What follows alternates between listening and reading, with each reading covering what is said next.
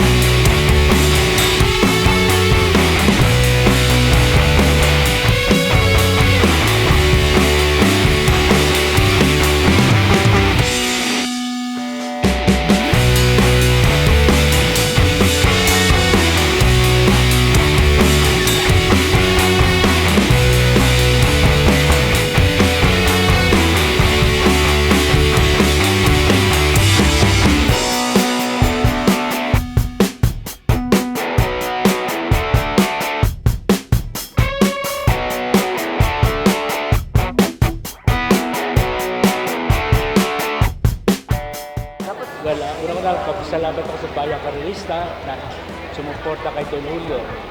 So, medyo talagang kinabahan ako dahil makakakumasigunda naman yung kabayo natin. But this time, it's Don Julio for the Presidential Gold Cup. Para sa bayan to. Maraming salamat po. Magandang hapon po, Bayang Karerista. Nakakatuwa pong makita na bumalik ang sigla ng ating pong horse racing industry.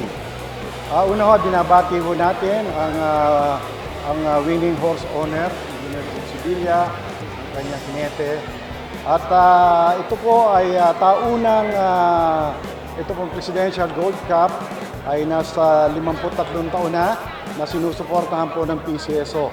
At umasa po kayo na patuloy po ang aming pagsuporta. Malay ho natin, mapalaki pa natin ang premyo, lalo pa natin mapasigla. At amin din hong binabalangkas na baka muli ho natin maibalik yung mga sweepstakes races na atin hong nakagista na.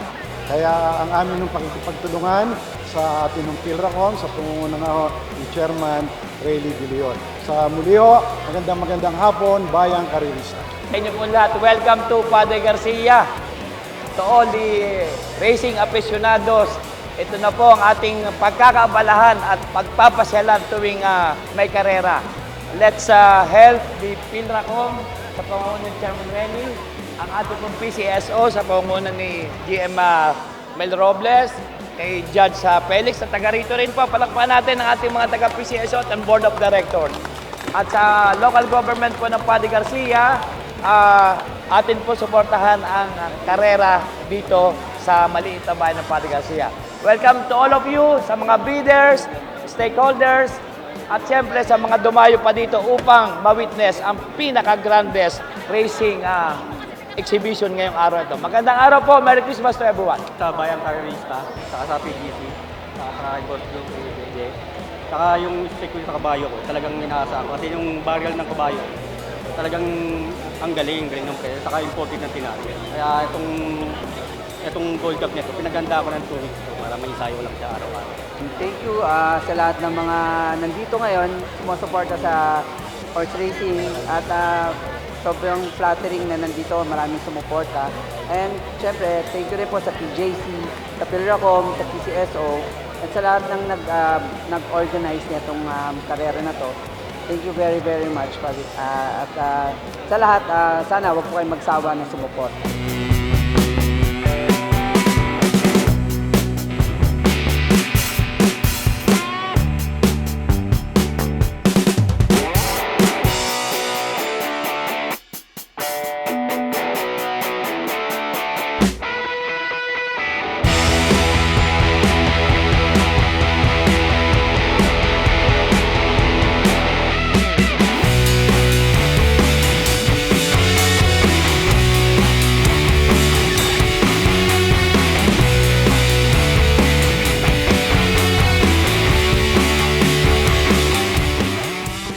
Bayang Karerista, December 14 pa lang po dito sa Padre Garcia, PJC. Pero ang feeling, Paskong-Pasko na.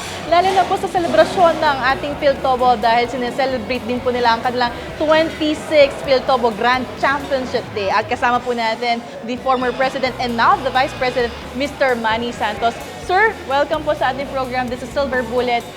Sir, napakaganda po ng reception ng mga tao sa atin ngayon. Excited po yung mga ating mga nanonood. Maganda po ang benta. At alam niyo po ba, Bayang Karerista, si Mr. Manny Santos ay isa rin po sa mga pioneer at incorporators ng ating pong PJC. So, nagsimula po sila sa Happy. Operated by Happy po ito, no? Philippine Jockey Club. Siyempre, happy po ba tayo ngayon, sir? Yeah, very happy. Dahil alam mo, pag meron tayong magandang hinaharap sa horse racing dito sa Philippine Jockey Club. Being a breeder yourself, sir, alam po natin, yung mga Kid Mulabi days natin, Kid Mulabi boys, yun po ay pagmamayari ni Mr. Manny Santos. Alam po natin yung hirap ng being breeder, sir. Kasi siyempre, taon nang iintayin natin at bibilangin natin bago tayo makapag-produce ng champion. Ang aim po ba ng Philtobo is to support the breeder, and paano pa po natin to isusupport aside from the incentives, sir?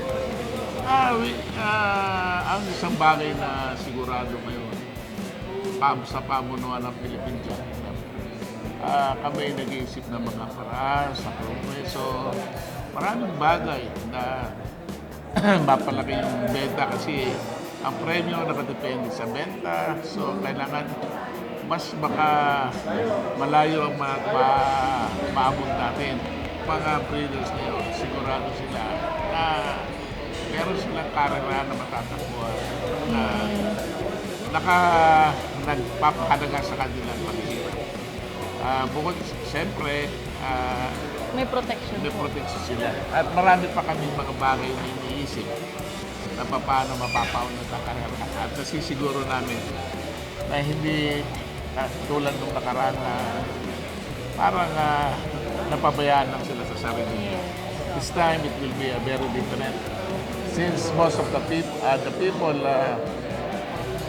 composing the Philippine Jack Club are really dead serious about how to promote and how to promote the industry. Kasiguro sila. Alam niyo po, napansin ko na ang ating pong Tri-Org President at mga kasama po natin, part na rin po ng PJC, UB ang director as a past president and Vice Governor as a part of director dito po sa PJC. Mas maganda po yung tandem ng ng industry po ngayon kasi nag-hand-in-hand po sa pagtulong, na-address po yung mga concerns natin. For example, isa po sa concern natin is to make sure the safety ng ating po mga kabayo dahil pag nabali yung paa, kapag medyo nagkaroon ng problema, pag nakulangan po tayo ng kabayo, di ba po, kakulangan po sa racetrack natin yon. Kapag naman po nabalian ng kabayong horse owners, kakulangan at syempre loss nyo po yun. So ano po ang i-take nyo doon, sir? Alam mo, ang pinakamalaking pagkakaiba noon tsaka sa ngayon, ang bumubuo ng Philippine Jack ay horse owners lahat na alam nila kung ano ang paghihirap, paano ang pagpapakasakit na dinanas nila sa horse industry as a whole, not only in breeding, but racing. So nakikita nila lahat yan. So lahat yan, iniisip, binibigyan ng pinag-iisipan, paano matutulungan, lahat ng sektor, lahat ng bumubuo ng industriya ng karera. At ang masasabi ko, nakakasiguro kayo na itong mga taong bumubuo ng Philippine Jockey Club ay talagang seryoso. Una, ang kapakanan ng industriya, hindi yung tubo siguro, yung kita balik na puhunan, susunod. Kasi kung maganda pa malakad, puhunan ng industriya. At yan ang sinisiguro sa inyo.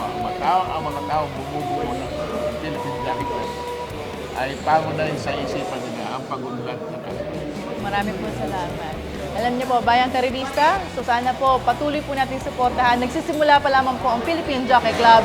Ngayon pa lamang po nakikita natin ang magandang feedback coming from our Bayang Karerista with the facilities and alam ko medyo meron pa po tayong kailangang improve, but 1 month pa lang naman po tayo nag-ooperate. Baka by next year, mas bongga pa po inyong makita. So maraming salamat, sir. And meron po ba kayong nais pasalamatan, sponsors? Well, of course, ang pinag-gusto natin pasalamatan ng Bayang Karerista sa inyong walang sawa, patuloy ng pagsuporta sa industry ng karera na mahal sa ating lahat.